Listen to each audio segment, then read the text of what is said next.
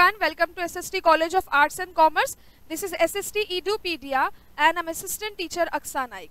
In this video lecture we are going to see about structure of a flower. तो चलिए start करते हैं. Typical structure of flower कैसे होता है इसको हम लोग अब डिस्कस करना स्टार्ट करेंगे. तो सबसे पहले अ फ्लावर क्या होता है. फ्लावर क्या होता है? तो flower is a modified reproductive shoot of the plants. Okay, तो यस प्लांट जो फ्लावर्स होते हैं they are modified reproductive shoots. क्या होते हैं मॉडिफाइड रिप्रोडक्टिव शूट्स? मतलब क्या होता है? ये रिप्रोडक्शन में हेल्प करेगा. इसको आप बोल सकते हो मॉडिफाइड रिप्रोडक्टिव स्टेम भी आप बोल सकते हो, जिसमें मॉडिफिकेशन हुआ है किसके लिए? For the reproduction. So a typical structure of flower में सबसे पहले we are going to see a definition. तो flower is a modified reproductive shoot. Okay, now there are two types of flowers. Number one, unisexual flowers and number two, bisexual flowers. तो unisexual flowers क्या होते हैं? These are the flowers which possesses only one type of reproductive structures, either a male reproductive structure or a female reproductive structure. तो yes, unisexual flower में सिर्फ एक ही reproductive structure होगा, either a male or a female reproductive structure. But whenever I talk about bisexual flower, तो it shows both the reproductive structures in the same flower. जब दोनों भी reproductive structures यानी कि male and female reproductive structure एक ही flower में present होगा तो यस हम उसे कहेंगे bisexual flower. Now we are going to start with the parts of the flower. Flower के हम लोग पार्ट्स से यहाँ से स्टार्ट करने वाले हैं. तो सबसे पहले द स्टॉक. फ्लावर के अंदर जो स्टॉक होता है that stock is called a pedicel. So the stock of flower is called a pedicel. ऐसा फ्लावर जिसमें पेडिसेल यानी कि स्टॉक प्रेजेंट होगा उसको हम लोग पेडिसिलेट फ्लावर कहेंगे. I repeat, a flower which shows a pedicel in it उसको हम लोग कहेंगे पेडिसिलेट फ्लावर. तो अब जिसमें एब्सेंट होगा पेडिसेल उसको क्या कहेंगे हम लोग? तो हम उसे कहेंगे ससाइल flower. A flower which do not show any pedicel जिसमें स्टॉक एब्सेंट होगा उसको हम लोग ससाइल फ्लावर कह सकते हैं. Now this second part, a cup-like structure which is present above the pedicel. Pedicel के above जो present होता है that cup-like structure is known as thalamus or receptacle. तो thalamus and receptacle क्या होता है?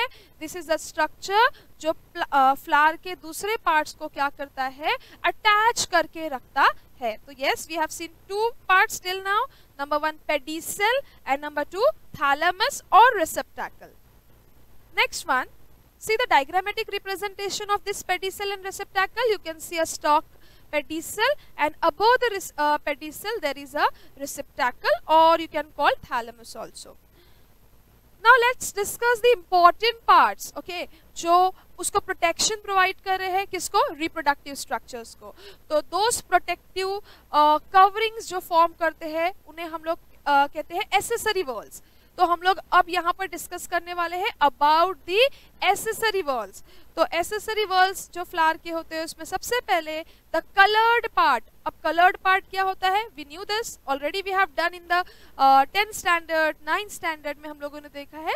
तो yes children, the coloured part of a flower is called petals. क्या बोलेंगे हम उसे? पेटल कहेंगे. अब कलर्ड क्यों है? Why the flowers are so much coloured? Why the flowers are possessing so much colours in them? To attract the birds, to attract the insects for the pollination, है ना. तो pollination अपने reproductive cycle के एक step को complete करने के लिए which is a pollination, इनके colors जो होते हैं काफी attractive होते हैं. तो this colored part is called petal and group of petals को हम लोग कहेंगे corolla. तो petals together are called corolla. Okay. Now जो पेडिसेल के ऊपर पार्ट है द स्मॉलेस्ट आउटग्रोथ जो हम लोग देख रहे हैं यहाँ पर, आप देख सकते हो एरो यहाँ पर शो कर रहा है. This is called epicalyx. Epi means above, calyx मतलब कैलिक्स के ऊपर.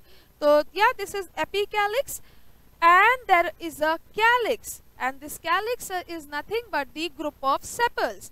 तो जब ग्रुप ऑफ सेपल्स है उस ग्रुप ऑफ सेपल्स को हम लोग क्या कहेंगे? कैलिक्स कहेंगे. तो ग्रुप ऑफ पेटल्स कोरोला यानी कि पूरे पेटल्स जो भी है वो कोरोला, सेपल्स जो है वो कैलिक्स एंड कैलिक्स के ऊपर जो स्ट्रक्चर प्रेजेंट होता है उसको हम लोग कहेंगे एपी कैलिक्स। ओके, तो ये तीनों स्ट्रक्चर्स क्या बनाते हैं फ्लावर के? This forms the accessory wall. Accessory wall क्या करता है? तो फ्लावर में accessory wall is responsible for providing protection to the reproductive walls। तो reproductive walls को कौन protection provide करेगा? Yes, accessory walls क्या करेगा? reproductive structure को protection provide करेगा। And this accessory wall includes how many parts? Corolla, calyx and epicalyx। There are few flowers जिसमें calyx epicalyx absent भी हो सकता है।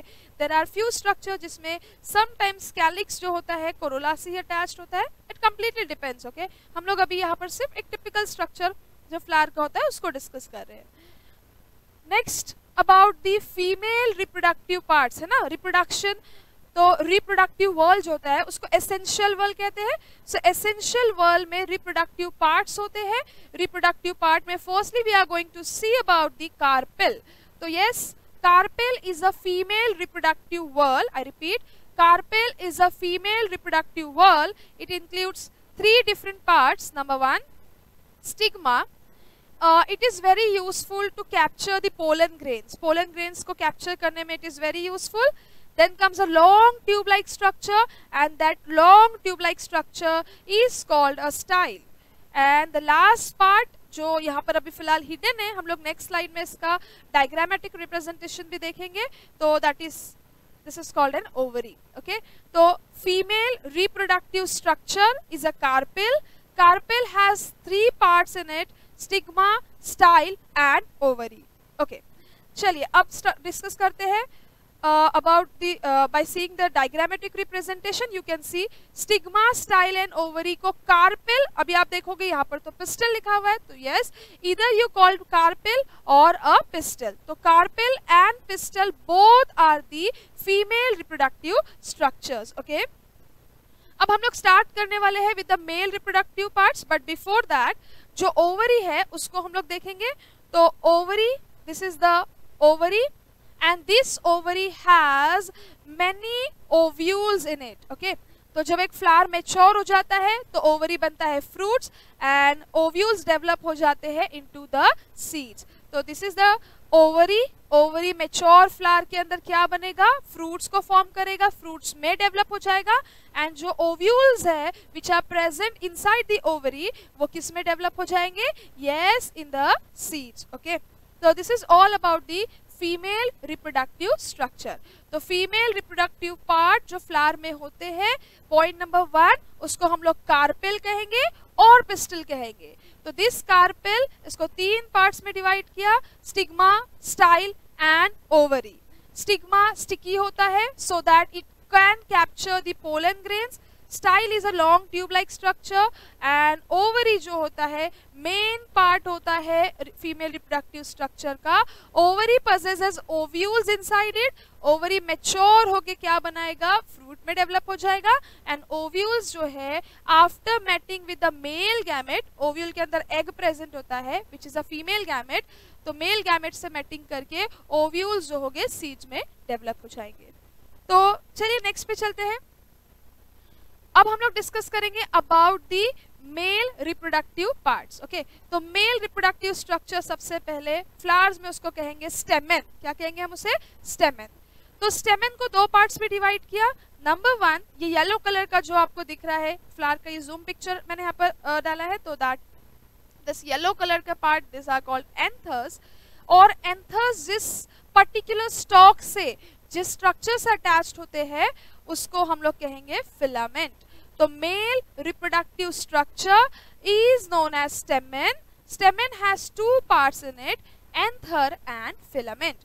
तो एंथर जो होते हैं उसमें पोलन ग्रेन्स डेवलप होते हैं एंड पोलन ग्रेन्स के अंदर मेल गैमेट डेवलप होता है। ओके, तो फीमेल रिप्रोडक्टिव स्ट्रक्चर में ओवरी में ओव्यूल्स थे, ओव्यूल्स के अंदर फीमेल गैमेट एग क्या होगा? डेवलप होगा।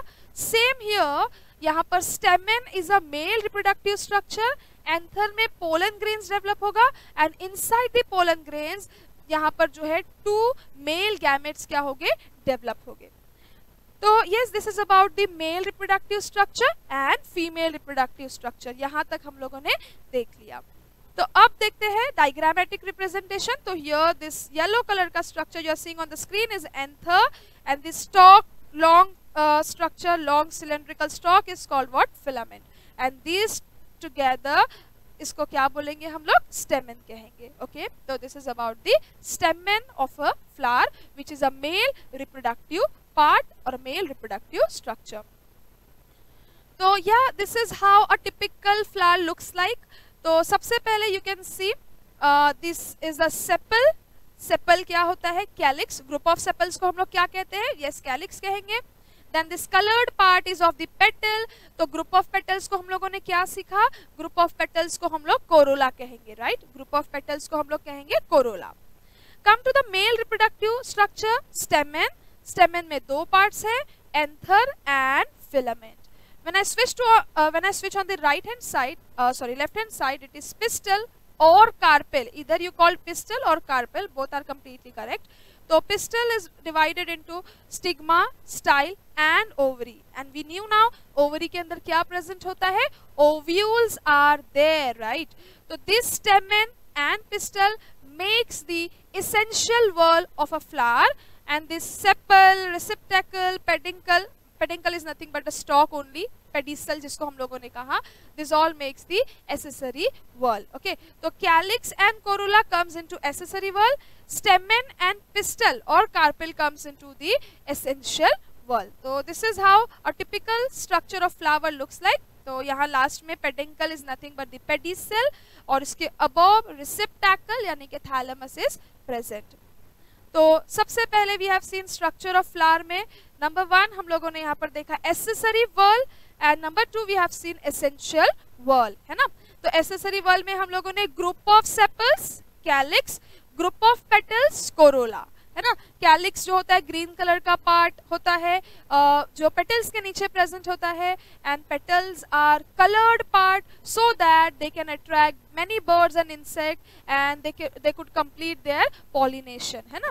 Then essential whorl में androecium, this is something new. हम लोगों ने मेल रिप्रोडक्टिव पार्ट पढ़ा जिसको हम लोगों ने कहा स्टेमन. तो बहुत सारे स्टेमेंस, बहुत सारे reproductive structure, mail reproductive structure जब एक्यूमुलेट होना स्टार्ट हो गए उसे हम लोग कहेंगे एंड्रोशियम. क्या कहेंगे हम उसे? एंड्रोशियम. एंड जब बहुत सारे कार्पेल्स प्रेजेंट हो गए स्टिग्मा, स्टाइल एंड ओवरी तो उसे हम कहेंगे गाइनोशियम. तो accessory whorl is there for providing a protection and essential whorl is important because it is helpful in the reproduction. तो accessory whorl में group of sepals, calyx and group of petals को हम लोग कहेंगे corolla. Stamen, group of stamens, androecium, group of carpel या जो भी उसका carpel का जो presence है उसको हम लोग कहेंगे gynoecium. तो androecium जो है it consists on the stamen. Stamen is further divided into two parts, anther and filament. Whenever I talk about gynoecium, gynoecium में male reproductive structure, female reproductive structure carpel present होता है, and carpels are further divided into stigma, style and ovary, and inside the ovary there would be many ovules. जब mature हो जाएगा, fertilization complete हो जाएगा, तो all those ovules becomes what? Seeds. And ovary क्या बन जाएगा? Ovary बन जाएगा fruit. तो ovary will develops into fruits after maturity, after completion of fertilization.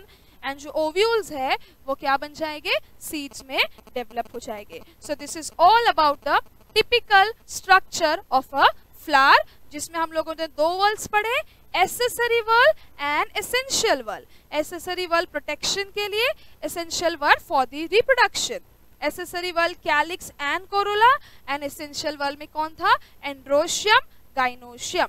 Androecium में male reproductive structures यानी कि stamen present होगा, and gynoecium में female reproductive structure carpel और pistil present होगा. So that's all about the structure of a typical flower. Thank you very much.